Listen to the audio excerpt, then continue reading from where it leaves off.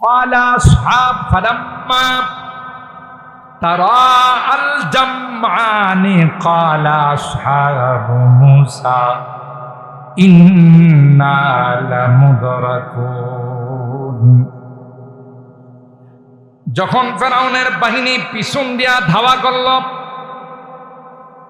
সামনের দিকে সমুদ্র, বনি ইসরাইল হযরতে মুসা পয়গম্বরকে বললেন, এরে মুসা, সামনে সমুদ্র, পিছন দিয়ে ফেরাউনের বাহিনী আমাদেরকে আক্রমণ করতে যাচ্ছে, আমাদের তো মৃত্যু ছাড়া কোনো বিকল্প নাই, পিছন দিয়ে যদি এরা নাগাল পায় আমাদেরকে মেরে ফেলবে, আর যদি সামনের দিকে যাইতে চায় সমুদ্রে ডুবে মরা ছাড়া আর কোনো উপায় নাই। হযরত মুসা পয়গম্বর বনি ইসরাইলদেরকে লক্ষ্য করে বলেছিলেন, ক্বালা কাল্লা ইন্না মাইয়া রাব্বী সায়াহদিন। মুসা পয়গম্বর বলেছিলেন, না না না, এটা কোনোদিন হতে পারে না, নবীরা কোনোদিন নিজের ইচ্ছায় এলাকা ছেড়ে যায় না। সুবহানাল্লাহ। সুতরাং তোমরা কি মনে করছ আমি নিজে সিদ্ধান্ত নিয়ে এলাকা ত্যাগ করে তোমাদেরকে নিয়ে সমুদ্রের পারে চলে আসলাম? না না, আল্লাহর হুকুমে তোমাদেরকে নিয়ে এখানে আসছি। সুতরাং আল্লাহর কসম করে বললাম, আল্লাহ পাক কোনোদিন আমাদেরকে ধ্বংস করবেন না। আমার ভাইরা, এই কথা বলে যখন অভয় দিলেন, আল্লাহ পাক রব্বুল আলামিন হযরত মুসা পয়গম্বরকে জানাই দিলেন, ফাওহাইনা ইলা মুসা আনিদরিব বিআসাকাল বাহর। এ মুসা, দেরি না করে আপনার হাতের লাঠি দিয়ে সাগরের মধ্যে আঘাত করুন গো। আঘাত করতে দেরি হবে, আমি আল্লাহ 12টা পদ্মা সেতু বানাইতে দেরি হবে না।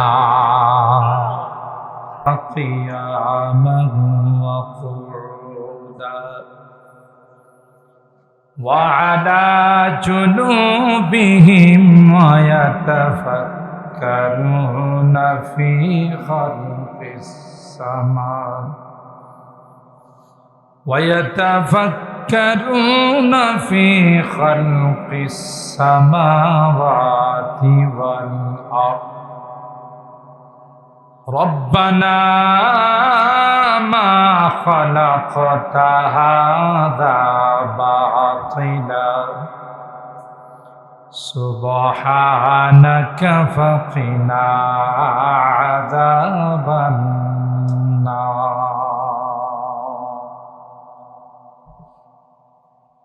وقال النبي صلى الله عليه وسلم ويل لمن قرأ هذه الآيات ولم يتفكر فيها أو كما قال عليه الصلاة والسلام. بارك الله لنا ولكم في القرآن العظيم ونفعنا وإياكم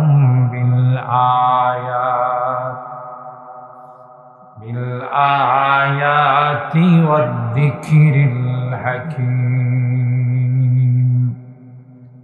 صدق الله العظيم وصدق رسوله النبي الكريم ونحن على ذلك لمن الشاهدين والشاكرين والحمد لله رب العالمين. সকলে দুরূদ শরীফ আল্লাহুম্মা সাল্লি আলা মুহাম্মাদিন ওয়া আলা আলি মুহাম্মাদ كما صليت على إبراهيم وعلى آل إبراهيم إنك حميد مجيد اللهم بارك على محمد وعلى آل محمد كما باركت على إبراهيم وعلى آل إبراهيم إنك حميد مجيد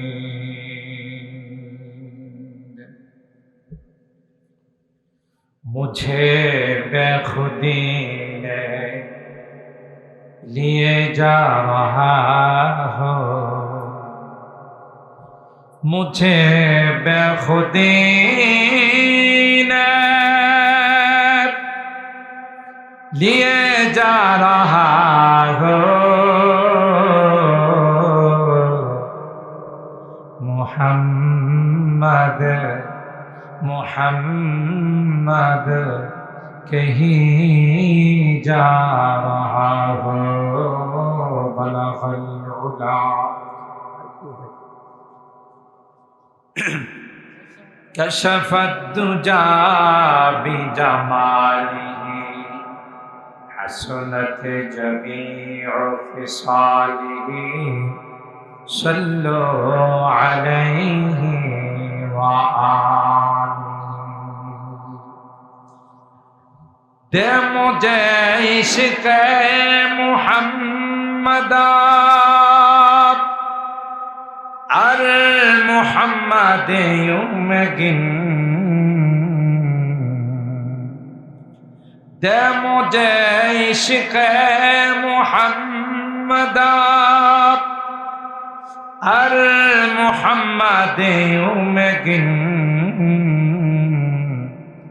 ओ मोहम्मद ही मोहम्मद विरदो मेरा रात दिन बलगल उला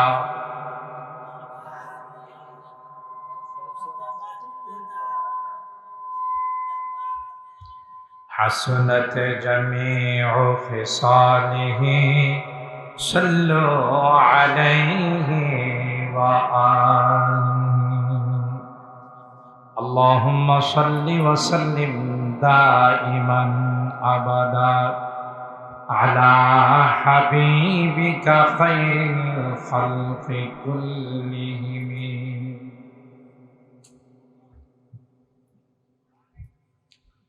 তেলিনগর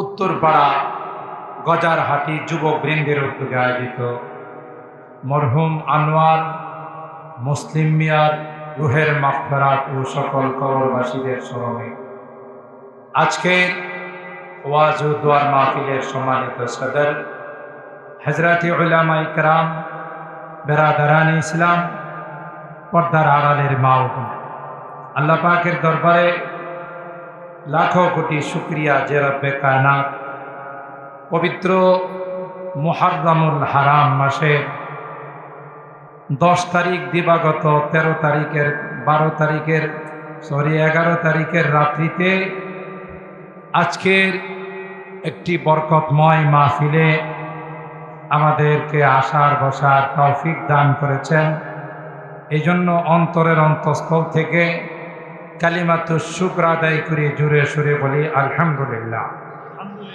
আর একটু জোরে বলি আলহামদুলিল্লাহ মোহতারাম হাজিরিন আমার পূর্বে অত্যন্ত তাৎপর্যপূর্ণ আলোচনা করে থাকেন সুমধুর কণ্ঠের অধিকারী হযরতুল আল্লামা আজিজুল ইসলাম জালালি সাহেব দামাত বারাকাতুহুম কারবালার ইতিহাস নিয়ে তিনি আলোচনা শুরু করেছিলেন। সময়ের স্বল্পতার কারণে তিনি তার আলোচনার ইতি টেনেছেন। আমি আপনাদের খিদমতে কোরআনুল কারীমের ৪র্থ নাম্বার পারা থেকে 2খানা আয়াত তিলাওয়াত করেছি। সরকারে দু আলম মাহবুবে কিবরিয়া সৈয়দুল কাউনাইন সৈয়দুল সাকালাইন হযরতে মুহাম্মদুর রাসূলুল্লাহ সাল্লাল্লাহু আলাইহি ওয়াসাল্লামের অসংখ্য হাদিস থেকে ছোট্ট একখানা হাদিস পাঠ করেছি। যেহেতু আজকের মাহফিল অত্র পাড়ার যুবকদের উদ্যোগে মুরব্বীদের রুহের মাগফিরাত কামনায়, তাই আলোচনা আমাদের কাউসার আহমদ হাসানি সাহেব, জালালি সাহেব করেছেন। এই প্রচণ্ড গরমের মধ্যে খুব লম্বা আলোচনা করে আপনাদের কষ্ট দেব না, তবে বিনয়ের সাথে অনুরোধ করব, যেহেতু কষ্ট করে আমরা অনেকক্ষণ সময় এখানে বসেছি, আরেকটু কষ্ট করে আখরি মোনাজাত করে যাব ইনশা। বলেন সকলে ইনশা। আল্লাহ পাক আমাদেরকে মোনাজাত করে যাওয়ার তৌফিক দান করুন। সকলে বলুন আল্লাহুম্মা আমিন। মুহতারাম হাজিরিন, কারবালার দিবস দিয়ে আশুরার মূল্যায়ন নয়, বিষয়টাকে খুব খেয়াল করে শুনবেন। আমরা যখন ছোট ছিলাম, আপনারা যখন ছোট ছিলেন, আমরা আশুরার দিবস আসলে আমরা মনে করতাম জারি গাওয়া, হায় হাসান হাই হুসাইন বলা, এটাই মনে হয় আশুরা। ঠিক কিনা বলেন? একটা সময় কিন্তু আমাদের অজানার কারণে, ইতিহাস সম্পর্কে আমাদের অভিজ্ঞতা না থাকার কারণে আমরা মনে করতাম আশুরা মানি হলো কারবালা। কারবালার ঘটনা ঘটেছে 61 হিজরি, আর আশুরার দিনের তাৎপর্য যেদিন থেকে আল্লাহ আসমান আর জমিন সৃষ্টি করেছেন সেদিন থেকে। সুবহানাল্লাহ। তাহলে দুইটার মধ্যে বেশ কম আছে না নাই? সূরা আত-তাওবার 36 নম্বর আয়াতে আল্লাহ তাআলা বলেন, ইন্না ইদ্দাতাশ শুহুর ইনদাল্লাহি 12 শাহরান ফি কিতাবিল্লাহ ইয়াওমা খালাকাস সামাওয়াতি ওয়াল আরদ মিনহা আরবাতুন হুরুম। আল্লাহ বলেন, যেদিন থেকে আসমান আর জমিন সৃষ্টি করেছি সেদিন থেকে 12 মাসকেও বানাইছি। 12 মাসের মধ্যে তাৎপর্যপূর্ণ গুরুত্বপূর্ণ মাস হলো 4টি। কয়টি? এই 4টি মাস হলো যুলকাদ, যুলহাজ, মুহররম। কয় মাস হলো এখানে? 3 মাস। যুলকাদ, যুলহাজ, মুহররম। আরবিতে বলে যুলকাদা, যুলহাজ্জা, মুহররম, রজব। কয় মাস হলো? 4 মাস।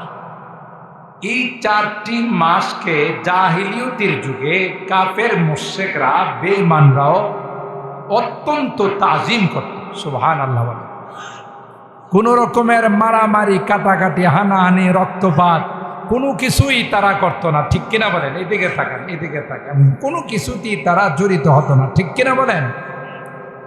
যারা বেঈমান, কাফের, মুশরিক যারা, এরাও এই মাসগুলোতে কি করত? সম্মান। ঠিক কিনা? এর মধ্যে মুহররম মাস আছে না নাই? জোরে বলুন। আফজালুস সিয়ামি বাদা রমাদানা শাহরুল্লাহিল মুহররম। শুধু তাই নয়, আল্লাহর হাবিব বলেন, রমজানের পরে সবচাইতে গুরুত্বপূর্ণ রোজা হলো মুহররমের রোজা। মুহররম মাসের রোজা। আল্লাহর হাবিব বলেন, রমজান মাসের পরে এই রোজার গুরুত্ব সবচাইতে বেশি। সুবহানাল্লাহ। বিশেষ করে আজকের যে দিনটা গেছে, 10 তারিখের রোজা, আশুরার রোজা, আল্লাহর হাবিব বলেন, সিয়ামু ইয়াউমি আশুরা আহতাসিবু আলাল্লাহি আইয়ুকাফিরাস সানাতাল্লাতী ক্বাবলাহু ওয়াস সানাতাল্লাতী বাদা। আল্লাহর হাবিব বলেন, মুহররমের 10 তারিখের রোজা যারা রাখবে, নবী আমার কয় আল্লাহ পাক রব্বুল আলামিন তার অতীতের 1 বছরের গুনাহ আল্লাহ মাফ করে দিবেন। একটা রোজায় কয় বছরের গুনাহ মাফ হয়? সুবহান। কয় বছরের? 1 বছরে। লাভ না লস? জোরে কন। আপনারা যেখানে বসে আছেন দোয়ার জন্য, লাভ না লস? কাদের রুহে দোয়া যাবে? আপনার বাবা, আপনার মা, আপনার দাদা, এই পাড়ার যত মুরব্বীরা আছে, গোটা আদম সন্তান যারা কবরে শুয়ে আছে তাদের রুহে দোয়া যাবে। একদিন আমরাও থাকবো না, আমাদের সন্তানরা আমাদের রুহে দোয়া পাঠাবে। ঠিক কিনা বলেন? তাইলে অনেক বড় লাভ এই একদিনের রোজা রাখা। রাসূল আকরাম সাল্লাল্লাহু তাআলা আলাইহি ওয়াসাল্লাম হিজরত করে যখন মদিনায় গেলেন, কোথায়? মদিনায় যখন আল্লাহর হাবিব হিজরত করে গেলেন, গিয়ে দেখে মদিনার ইহুদিরা মুহররমের 10 তারিখে রোজা রাখে। কয় তারিখে? জিজ্ঞাসা করলো,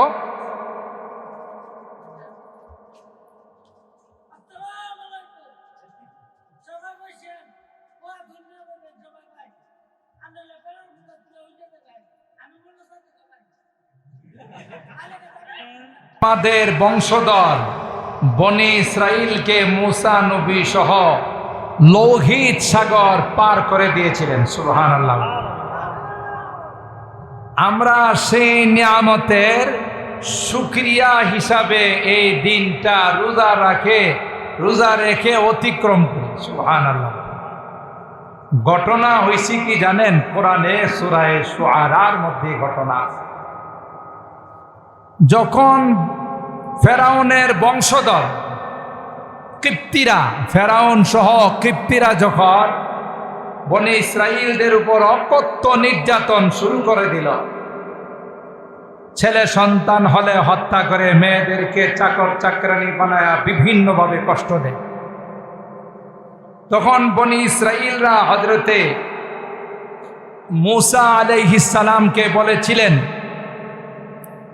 যে এদের নির্যাতন আর আমাদের সহ্য হয় না, আপনি আল্লাহর কাছে দোয়া করেন আল্লাহ যেন আমাদেরকে একটা নাজাতের মুক্তির ব্যবস্থা করে দেন।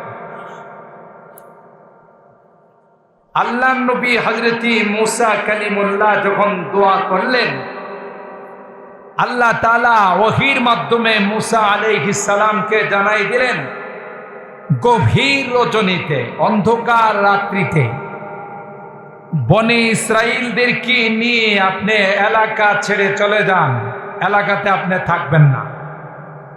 এই দেশ মিশর ত্যাগ করে আপনি সিরিয়াতে চলে যান।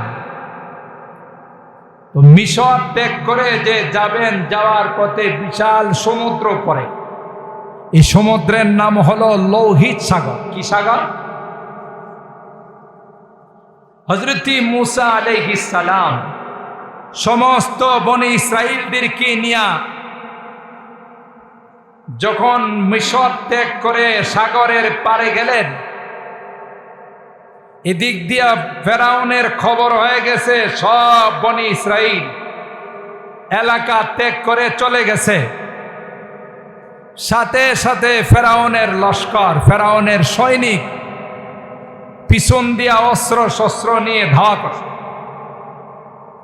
তাইলে মাঝখানে হলো মূসা নবী এবং তার উম্মত বনি ইসরাইল, সামনে সাগর, পিছনে ফেরাউনের সৈনিক। قال أصحاب فلما تراءى الجمعان قال أصحاب موسى إنا لمدركون। যখন ফেরাউনের বাহিনী পিছন দিয়া ধাওয়া করল, সামনের দিকে সমুদ্র, বনি ইসরাইল হযরতে মূসা পয়গম্বরকে বললেন, এরে মূসা, সামনে সমুদ্র, পিছন দিয়ে ফেরাউনের বাহিনী আমাদেরকে আক্রমণ করতে যাচ্ছে। আমাদের তো মৃত্যু ছাড়া কোনো বিকল্প নাই। পিছন দিয়ে যদি এরা নাগাল পায় আমাদেরকে মেরে ফেলবে, আর যদি সামনের দিকে যাইতে চায় সমুদ্রে ডুবে মরা ছাড়া আর কোনো উপায় নাই। হযরত মূসা পয়গম্বর বনে ইসরাইলদেরকে লক্ষ্য করে বলেছিলেন, ক্বালা কাল্লা ইন্না মাইয়া রাব্বী সায়াহদিন। মূসা পয়গম্বর বলেছিলেন, না না না, এটা কোনোদিন হতে পারে না। নবীরা কোনোদিন নিজের ইচ্ছায় এলাকা ছেড়ে যায় না। সুবহানাল্লাহ। সুতরাং তোমরা কি মনে করছ আমি নিজে সিদ্ধান্ত নিয়ে এলাকা ত্যাগ করে তোমাদেরকে নিয়ে সমুদ্রের পাড়ে চলে আসলাম? না না, আল্লাহর হুকুমেই তোমাদেরকে নিয়ে এখানে আসছি। সুতরাং আল্লাহর কসম করে বললাম, আল্লাহ পাক কোনোদিন আমাদেরকে ধ্বংস করবেন না। আমার ভাইরা, এই কথা বলে যখন অভয় দিলেন, আল্লাহ পাক রব্বুল আলামিন হযরত মূসা পয়গম্বরকে জানাই দিলেন, ফাওহাইনা ইলা মূসা আনিদরিব বিআসাকাল বাহর। এ মূসা, দেরি না করে আপনার হাতের লাঠি দিয়ে সাগরের মধ্যে আঘাত করুন গো। আঘাত করতে দেরি হবে, আমি আল্লাহ 12টা পদ্মা সেতু বানাইতে দেরি হবে না। কয়টা বাংলাদেশে আছে? কয়টা? কয়টা? একটা পদ্মা সেতু, তাও 2-3 মাসের মধ্যে বানায় ফেলাছে, তাই না? বছর কি বছর বাজেট বাড়তে বাড়তে বাড়তে বাড়তে তারপরে হেগো পেট ভরে না। কথা কয় না। একের পর এক বাজেট বাড়াইতে বাড়াইতে অনেক বছর লাগায়া পদ্মা সেতু বানাইছে, তাও 2-3 বছর পরে কয়েকদিন আগে উদ্বোধন করছে। কথা কয় না, ঠিক না বেঠিক? আর আল্লাহ যে লৌহিক সাগর, এটা তো পদ্মা নদীর উপর, আর আল্লাহ ব্রিজ বানাইছেন, সেতু বানাইছেন নদীর উপর না সাগরের উপর? বলেন, আল্লাহর কয় বছর সময় লাগছে? কয় না, ঘুমাই গেছেন? বলেন কয় বছর? কোনো বৎসর টৎসর নাই, কোনো মাস টাস নাই, কোনো দিন টিন নাই, কোনো ঘন্টা ঘন্টা নাই, কোনো মিনিট মানিট নাই। আল্লাহ শুধু বললেন কোন, সাথে সাথে হয়। সময় লাগছে। কে বানাইছেন? হযরত মূসা পয়গম্বর বনি ইসরাইলদের কি বললেন, তোমরা যেহেতু 12টা বংশ, 12টা গোষ্ঠী, তোমরা যেহেতু 12টা গোত্র, তাই আল্লাহ তোমাদের এক এক গোত্রের জন্য এক একটা পদ্মা সেতু বানাই দিয়েছে। বাস খুশিতে আনন্দে সবাই পদ্মা সেতু লৌহিক সাগরের উপরে, লৌহিক সাগরের উপরে এই সেতু দিয়া মুহূর্তের মধ্যে সাগর পাড়ি দিয়ে দিছে। আল্লাহু আকবার বলে। সময় লাগছে। এই দিক দিয়া মিস্টার ফেরাউন চিনেন তো? জগতের মধ্যে ভালো মানুষ থাকলে শুধু একজনে ছিল, ওনার নাম কি? কথা কয় না। জনমের শয়তান, ঠিক কিনা বলেন? নিজেরে নিজে রব দাবি করছে, ঠিক কিনা? ফেরাউনে যখন খবর পাইছে সব বনে ইসরাইল গনাগাটি নিয়া স্বর্ণ টর্ণ নিয়া পলায়ন করছে, গেছে গা, তখন অর্ডার জারি করে দিল, এদের একজনকে পলাতে দেওয়া হবে না, তাদেরকে অ্যারেস্ট করে শাস্তির সম্মুখীন করা হবে। ফেরাউনের এই ঘোষণা শোনার পর তার সৈনিকরা, নৌবাহিনী, বিমান বাহিনী, স্থল বাহিনী, র্যাপিড অ্যাকশন ব্যাটালিয়ন, র্যাব, সব বাহিনী মার করে রওনা দিছে। বনে ইসরাইলদেরকে ধরে তাদেরকে শাস্তির সম্মুখীন করবে। আল্লাহ কয় আয় জমে টানতেছে। কথা বলেন ঠিক না বেঠি? আমরা মাঝে মধ্যে কই না যে হ্যাঁ এনে গেছিল কি লাগে এর জমে টাইন না নিছে, ঠিক না বেঠি? এরপরে দেখেন ফেরাউনে গিয়ে যখন দেখে 12টা সেতু, 12টা ব্রিজ, 12টা কার্পেটিং রাস্তা, কিসের উপর? সমুদ্রের উপর। এই গাদায় মগায় কি করছে জানেন? মগায় ওখানে গিয়া তার জাতির বলতেছে, দেখছো আমি কেমন শক্তিশালী খোদা, আমার আশা লাগে নাই, রড সিমেন্ট লাগে নাই, আমি আমার গতিতে বসে ইশারা করেছি 12টা পদ্মা সেতু। পদ্মা সেতু আর বাফে বানাইছে? কথা কয় না। পদ্মা সেতু বানাইছেন কে? আর কৃতিত্ব নে কে? ফেরাউন না। কথা বলেন ঠিক না বেঠি? ফেরাউন না কয় যে পদ্মা সেতু আমি বানাইছি। কথা বলেন ঠিক না বেঠিক? পদ্মা সেতু বানাইছেন কে? এদিকে এদিকে তাকান। ওই জুসে আসছে ওই করো, আমরা এদিকে তাকাই। পদ্মা সেতু বানাইছেন কে? আল্লাহ বানাইছেন, ঠিক না বেঠিক? পদ্মা সেতু আল্লাহ বানাইছেন। ফেরাউনে কি কয়? আমি বাসায় বসে ইঙ্গিত করছি 12টা পদ্মা সেতু হয়ে গেছে। নাউজুবিল্লাহ কয়। আল্লাহ ফেরাউন নারে ডাক দিয়া কয়, তুই যেহেতু বানাইছস তোর সেতু তুই আয় উদ্বোধন কর। কথা কয় না? বুঝতেছেন নি আমার কথা? কোরআনের কথা। এই দিনের তাৎপর্য থেকে আমাদের উপদেশ গ্রহণ করার আছে। অহংকারীদেরকে আল্লাহ ভালোবাসে না। কথা বলেন ঠিক না বেঠিক? আজ নয় কাল সুযোগ দেন, কিন্তু যখন টান দিয়া ধরেন তখন আর কেউ বাঁচাইতে পারে না। ঠিক না বেঠিক? আবু জাহেল বাঁচতে পারছে? আবু লাহাব, উতবা, সাইবা, নমরুদ, ফেরাউন, কারুন, হামান, সাদ্দাত পারছে? কেউ পারে নাই। ধরেন যখন ছাড়েন না। আল্লাহ কয় ঠিক আছে তোর জন্যই তো রাখছি তোর বানানো সেতু, ঠিক আছে তুই আয়। আর সেতুরই কইছে তুই কিন্তু নড়াচড়া করিস না, হেরে ঢুকতে দে। কথা কানা? সেতু কার গোলাম? রাস্তা কার গোলাম? ফেরাউনে অনেক লম্বা কাহিনী আছে, আমি সেদিকে যাব না, বোঝার জন্য আপনাদের খেদমতে সংক্ষেপে বলতেছি। ফেরাউনে যখন তার সমস্ত সোলজার নিয়ে, সমস্ত বাহিনী নিয়ে লৌহিত সাগরের এই সেতুর উপর, ব্রিজের উপর, ফুলের উপর যখন উঠছে, মাঝখানে গেছে, আল্লাহ এবার সেতুরে ডাক দেয়া কয়, সায়ারি সুস্কিল লেগে মিল্লা যা। সুবহানাল্লাহ। সেতু কি ফেরাউনের গোলাম না আল্লাহর গোলাম? আবু আতিস খাকু বাদ বান্দা আন পেশে মা তু মুর্দা বা হক জিন্দা। আল্লামা রুমি রহমাতুল্লাহি আলাইহি বলেন, তুমি জানো না পৃথিবীর সবকিছু কার গোলাম? পৃথিবীর যা কিছু আছে, পানি বাতাস, আগুন পানি বাতাস, যা কিছু আছে সবগুলো হলো আল্লাহর গোলাম। অর্ডার দিতে দেরি হয়, ওইগুলো অ্যাকশনে যাইতে দেরি হয় না।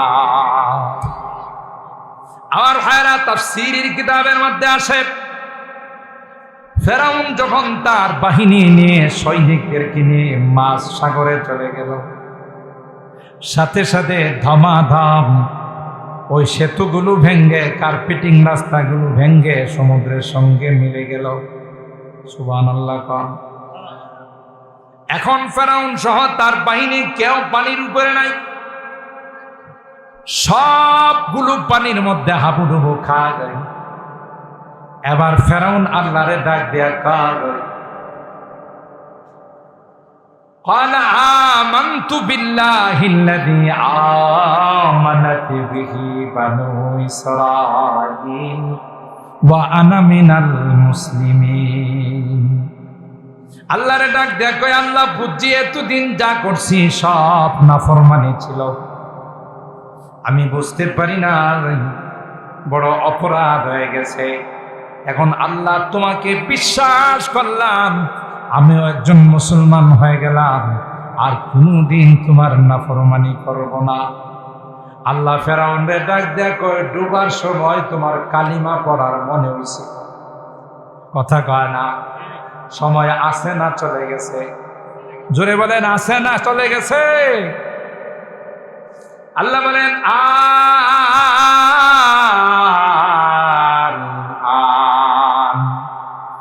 وقد عصيت قبل وكنت من المفسدين আল্লাহ ডাক দেয়া কয়, ফেরাউন, অনেক সময় দিয়েছিলাম, অনেক সুযোগ দিয়েছিলাম, তুমি তো কাজে লাগাও নাই। তুমি বেয়াদবি করতে করতে একটা পর্যায়ে নিজেরে বড় রব বানাইছো, আমারে ছোট রব বানাইছো। এখন আর তোমাকে সুযোগ দেওয়া হবে না। এই ঘটনা যেই দিন ঘটছিল, এটা কোন দিন ছিল? কথা কয় না? মুহররম মাসের 10 তারিখ। সুবহানাল্লাহ। কয় তারিখ? 10 তারিখ। এই ঘটনা আল্লাহ ঘটাইছিলেন। এই জন্য মুহররমের তাৎপর্য শুধু কারবালা দিয়ে নয়, সেই আদিকাল থেকে মুহররমের তাৎপর্য, কথা বলেন ঠিক না বেটি? আশুরার তাৎপর্য সেই আদিকাল থেকে। সাইয়েদনা হযরত নূহ আলাইহিস সালাম 950 বছর উম্মতকে ঈমানের দাওয়াত দিলেন। ঘটনা আমাদের জানা আছে, মাত্র 82 জন। 950 বছর ঈমানের দাওয়াতের ফসল, মাত্র 82 জন মুসলমান হইছে। কয়জন? হযরত নূহ পয়গম্বর এতদিন মেহনত করার পর, এতদিন তাবলীগ করার পর, এতদিন দ্বীনের দাওয়াত দেওয়ার পর মাত্র 82 জন মুসলমান হলো। আল্লাহ নূহ নবীর ডাক দেয়া কয়, নূহ ওয়া উহিয়া ইলা নূহিন আন্নাহু লা ইউমিনা মিন কওমিকা ইল্লা মান ক্বাদ আমান ফালা তাবতাইস বিমা কানু ইয়াফআলুন। ওরে নূহ, আর দাওয়াত দিয়া লাভ না, এরা একজনও তোমার দাওয়াতে মুসলমান হবে না। নাউজুবিল্লাহ বলে। কে দাওয়াত দিয়া বলছেন? আল্লাহ ডাক দিয়ে ওহির মাধ্যমে নূহ নবীকে জানাই দিলেন। সুতরাং লাভ নাই। ওয়াসনাইল ফুলকা বিআয়ুনিনা ওয়া ওয়াহিনা। এ নূহ নবী, না না না, দাওয়াত দিয়া লাভ নাই। তুমি একটা বড় জাহাজ বানাও, বড় কিস্তি বানাও। যারা ইমানদার হবে তাদেরকে নিয়ে তুমি প্লাবনের মধ্যে নৌকায় চড়ে, তোমার জাহাজে চড়ে তুমি বেঁচে যাবে। আর বেঈমানদেরকে আমি আল্লাহ আসমান থেকে প্লাবন দিয়া, জমিন থেকে বন্যার পানি দিয়া আমি তাদেরকে ডুবাইয়া মারব। আর ভাইরা, তাফসীরের কিতাবের মধ্যে আসে, হযরত নূহ পয়গম্বর কিস্তি বানায়, নৌকা বানায়। আর এই কমবখতের দল নূহ নবীর উম্মতেরা এদিক দিয়া যায়, সাখিরু মিন, নূহ নবীকে নিয়ে উপহাস করে। ডাক দেয়া কয়, হে নূহ, তুমি তো এতদিন পয়গম্বর ছিলা, তুমি এতদিন নবী ছিলা, এখন কি নবুয়ত বাদ দিয়া কাঠ মিস্ত্রি হইলা না? নাউজুবিল্লাহ। এখন কাঠ মিস্ত্রির কাজ করো, এখন তোমার নবুয়ত গিরি গেল কোথায়? নাউজুবিল্লাহ। হযরত নূহ আল্লাহর হুকুমে কিস্তি বানায়, জাহাজ বানায়। এরা নূহ নবী কিনিয়া উপহাস করে। আল্লাহ ডাক দিয়া কয়, নবী আমার, আপনি টেনশন করবেন না, আমি আল্লাহ তাদের উপহাসের দাঁত ভাঙ্গা জবাব দেব। কে জবাব দিবেন? আর ভাইরা, হযরত নূহ পয়গম্বর সব প্রকারের পানিগুলো কি তার কিস্তির মধ্যে উঠাইলেন। পশু পাখি, জীব জন্তু সব তার কিস্তির মধ্যে উঠাইলেন। যারা ঈমানদার ছিলেন তাদেরকেও তিনি উঠাইলেন। আল্লাহ পাক হযরত নূহ নবীকে জানাই দিলেন, যখনই দেখবেন চুলার ভিতর দিকে উতলাইয়া পানিগুলো উপরের দিকে উঠতেছে, তখন মনে করবেন আল্লাহর আযাব শুরু হয়ে গেছে। চুলার ভিতর থেকে পানি বাইর না আগুন বাইর? কথা কয় না, আগুন বাইর হয়। আল্লাহ কয় যেদিন দেখবেন আগুনের পরিবর্তে পানি উতলানো শুরু করছে, বুঝবেন আল্লাহর গজব। আমার ভাইরা, এইভাবে যখন বন্যা শুরু হয়ে গেল, আসমান থেকে বৃষ্টি হচ্ছে, জমিন থেকে পানি কল কল কল কল করে উপরের দিকে উঠতেছে। নবী বুঝতে পারছি না আল্লাহর গজব, প্লাবন আর বন্যা শুরু হয়ে গেছে। সবকে তিনি তার কিস্তির মধ্যে উঠাইলেন, আর যারা বেঈমান এরা তার কিস্তিতে উঠতে পারে নাই।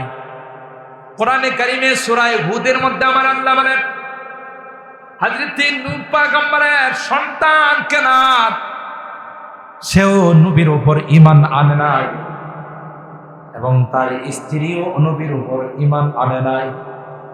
নূহ পয়গম্বরের সামনে তার সন্তান যখন পানির ঢেউয়ে বন্যার পানিতে যখন হাবুডুবু খায়া মরতে লাগলো, হযরত নূহ পয়গম্বর তার সন্তান কেনানকে ডাক দিয়া বলে, ইয়া বুনাইয়া আরকাম মা'ানা ওয়ালা তাকুম মা'আল কাফিরিন।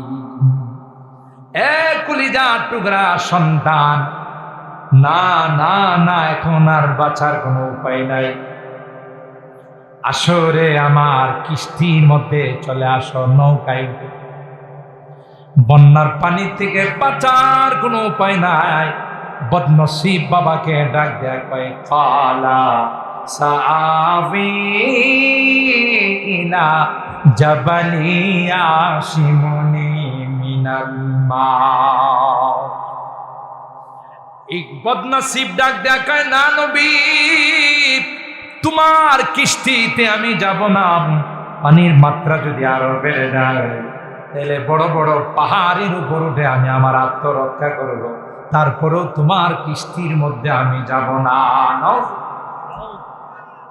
হযরত নূহ পয়গম্বর জবাব দিলেন, ক্বালা লা আশিমাল ইয়াওমা মিন আমরিল্লাহি ইল্লা মান রাহিম ওয়া হালা বাইনাহুমাল মাউজু ফাকানা মিনাল মুগরাকিন। বাপ বেটার মধ্যে কথা চলতেছে, এমত অবস্থায় বিশাল আকৃতির এক ঢেউ। যারা কক্সবাজার গেছেন, কক্সবাজারে সমুদ্রের পাড়ে দাঁড়াইলে যখন ঢেউগুলো আসে, মনে হয় ছোটখাটো পাহাড় হয়ে আসতেছে। বলুন ঠিক কি? বিশাল আকৃতির ঢেউ হযরত নূহ পয়গম্বরের সামনে তার সন্তানকে যখন ডুবাইতেছিল, তখন তিনি বললেন, বাবারে আর বাঁচার কোনো উপায় নাই, এই বন্যার পানির থেকে আল্লাহ যদি কাউকে না বাঁচায়, তার বাঁচার কোনো উপায় নাই। ঠিক কিনা বলেন? গজব যদি আসে, কোন রকমের তদবির কইরা কি বাঁচা যায়? তুফান শুরু হয়ে গেছে, আপনি যত মজবুত ঘরে বাঁধেন, আল্লাহর যদি হুকুম হয় এটারে ভেঙ্গে চুরমার করে দেওয়া যাবে। ঠিক কিনা বলেন? দেখেন না, একটা কথা আছে না, বাক্য আছে না, তুফানে টিনের ঘর ফালাই দেয়। হ্যাঁ, বদল বাজার থেকে সিমেন্টের পিলার আছে, সিমেন্টের পিলার দিয়া সে ঘর ভালো করে মজবুত করে বানছে, লোহার এঙ্গেল দিয়া বানায়া উত্তর দিকে রুখ কইরা, উত্তর পূর্ব দিকে পশ্চিম দিকে রুখ কইরা কোনাকুনি কাল বৈশাখীর কয় বেড়া হইলে আইস।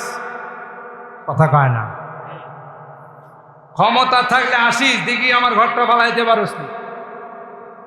এ কথা বলার সাথে সাথে কিছুক্ষণ পরে কালো মেঘ আসে, আকাশের মধ্যে কালো মেঘ আয়সায় প্রথম হেরে ডেরে দিয়ে সাইড করছে। কথা বলেন ঠিক কিনা? কাল বৈশাখে একটা ধাক্কা দিছে, এটার আলু ভর্তা বানায় ফেলাইছে। এখন গিয়া চৌকির তলে আশ্রয় নিছে। ঘরের চৌকি খাট আছে না, তো আকাশ যদি খারাপ থাকে দেখবেন ঝড় তুফান আর বৃষ্টির থেকে কিন্তু দিন চমকাই বেশি, বিজলি দেয় না বেশি। এখন যখন বারবারে আকাশ চমকাইতেছে, আকাশ চমকাইলে তো সব আলোকিত হয়ে যায়।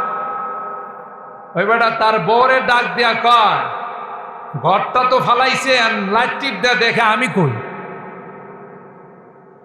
কথা কয় ঘরটা এত কষ্ট করে বানলাম, কাল বৈশাখীর বাচ্চা আমার ঘরটা তো ফালাইছে, আমারে তালাশ করে আমারে ধরবো, নাইলে হ্যাঁ লাইট টিপি কিনলে কি, কথা কয় লাইট টিপ দিয়ে দেখে আমি কই। তাহলে বুঝা গেল আল্লাহর সৈনিকের সাথে কেউ মোকাবেলা করতে, কথা বলেন, পারবে? আসিমাল ইয়াউমা মিন আমরিল্লাহি ইল্লা মান রাহিম। পয়গম্বর সন্তানকে ডাক দিয়া কর, বাবা আল্লাহর গজব শুরু হয়েছে, এই গজব থেকে আল্লাহ না বাঁচাইলে কেউ বাঁচতে পারবে না, ঠিক কিনা বলেন? বাবার সামনে সন্তান কি ডুবিয়ে মেরে ফেলল। ওই যে স্টিমার আর কিস্তি নু পয়গম্বর বানায়া বন্যার পানির মধ্যে চলতে লাগলো। ওই স্টিমারের কোনো ইঞ্জিন ছিল না, কোনো রকমের কোনো তেল মোবিল ছিল না, কোনো নৌকা মাঝি ছিল না। আল্লাহর হুকুমে স্টিমার পানির উপর চলা শুরু করছে। একদিন দুই দিন নয়, 6 মাস পর্যন্ত পানির উপরে চলতে চলতে ইরাকের একটা পাহাড় আছে, যে পাহাড়ের নাম জুদি পাহাড়, ওই জুদি পাহাড়ের মধ্যে গিয়া ঘাট বেরাইছে। কোন পাহাড়? ওয়াস্তাওয়াত আলাল জুদি। কোরআনে আল্লাহ বলেন, যেই দিনে জুদি পাহাড়ে গিয়ে স্টিমারটা লাগছিল, ওই দিনটাও ছিল মুহররম মাসের 10 তারিখ। হুজুরে সুবহানাল্লাহ কাও। যাই হোক, রাত হয়ে গেছে 12:15। আমি 12টার উপরে নেওয়ার নিয়ত নাই। যে উদ্দেশ্যে আমি 2টা ঘটনা বললাম আপনাদেরকে শুধু এইটুকুন বুঝানোর জন্যে যে আশুরার সম্পর্ক 61 হিজরির শুধু কারবালা থেকে নয়, পৃথিবীর শুরুর থেকে নিয়ে অনেক অনেক বড় বড় ঘটনা আল্লাহ ঘটাইছেন এই আশুরার মুহররম মাসের 10 তারিখে, কথা বলেন ঠিক কিনা? এই মুহররম মাসের 10 তারিখ আমাদেরকে যে বার্তা দিয়ে যাচ্ছে, হ্যাঁ, সাইয়েদনা হযরতে হুসাইন রাদিয়াল্লাহু তাআলা আনহুর শাহাদাত আমরা আল্লাহর নবীর উম্মত হিসেবে আমাদের দিলে অনেক দাগ কাটে, কথা বলেন ঠিক কিনা? নবীর কলিজার টুকরা দৌহিত্র হযরতে হুসাইনকে যারা শহীদ করেছে, আমরা তাদেরকে ধিক্কার জানাই, কথা বলেন ঠিক কিনা বেঠি? কিন্তু কারবালা ঘটনা দিয়ে আশুরা নয়। কারবালার ঘটনাকে কেন্দ্র করে আমাদের দেশে যে তাজিয়া মুহররমের মিছিল বাইর হয়, আপনারা দেখছেন মিডিয়ার মধ্যে। আমাদের মিরপুরে, মোহাম্মদপুরে এই যারা বিহারি আছে, শিয়া সম্প্রদায় আছে, এরা তাজিয়া বের করে, এরকম মিছিল বের করে, নিঃসন্দেহে এটা বেঈমানদের কাজ, কথা বলেন ঠিক না বেঠি? এটা কোনো ইমানদার করতে পারে না। বেঈমান হিন্দু মুশরিক যারা, এরা তাজিয়া বের করে, মিছিল করে, এরা রথ যাত্রা করে, কিন্তু মুসলমান কোনোদিন হুসাইন রাদিয়াল্লাহু তাআলা আনহুর লাশ নিয়ে, তার তাজিয়া নিয়ে মুসলমান কোনোদিন এই শোক যাত্রা পালন করতে পারে না, কথা বলেন ঠিক না বেঠি? মুহতারাম হাজিরিন, সুতরাং আমাদেরকে আল্লাহর নবী শিখাইছেন মুহররমের 10 তারিখ আসলে তোমরা রোজা রাখো, তার সাথে একদিন আগে আর পরে মিলায় রোজা রাখো। কারণ ইহুদিরা যখন বলল যে এই 10 তারিখে আল্লাহ তাআলা মুসা নবীকে, বনে ইসরাইলকে সমুদ্র পার করে দিয়েছিলেন, শুকরিয়া হিসাবে আমরা রোজা রাখি, আল্লাহ নবী তখন জবাব দিয়েছিলেন, ফানাহনু আহাক্কু বিমুসা ওয়া আউলা বিমুসা মিনকুম। তোমরা যদি এই কারণে রোজা রাখো, তোমরা তো মুসা নবীর কোনো কিছু অনুসরণ করো না, পালন করো না, মানো না, আমরা তো মুসা নবীর সবচেয়ে বড় হকদার, তার সবচেয়ে নিকটবর্তী, তাই আমরাও এই রোজা রাখবো। সুবহানাল্লাহ। তাই আল্লাহ নবী বললেন সুমু আশুরা ওয়া খালিফু ফীহিল ইয়াহুদা, তোমরা আশুরা রোজা রাখো আর ওই দিন ইহুদিদের বিরোধিতা করতে গিয়ে একদিন আগে অথবা একদিন পরে। এই জন্য অনেক মা বোনরা, অনেক মুসলমান এই আজকের রোজা রাখছে, গতকাল রোজা রাখছে, 2 দিন হয়ে গেছে, অনেকে আজকে রোজা রাখছে, আগামীকাল রোজা রাখবে, তাইলে কয়দিন হবে? 2 দিন রোজা রাখা। একটা রোজার বিনিময়ে আল্লাহ তাআলা 1 বছরের গুনাহ মাফ করে দেন। সুবহানাল্লাহ। আমি ধন্যবাদ জানাই এই পাড়ার যুবকদেরকে, যারা অত্যন্ত আগ্রহ নিয়ে আজকের এই সুন্দর আয়োজন করেছেন মুরব্বীদের রুহের মাগফিরাতের জন্যে। কারণ আজকে আমি যুবক হয়েছি, আমি আজকে বাড়ির মালিক হয়েছি, আমি জমিনের মালিক হয়েছি, আমি দোকানের মালিক হয়েছি আমার বাপ দাদাদের কারণে। কথা বলেন ঠিক না বেঠিক? এরা যদি আমার জন্য এই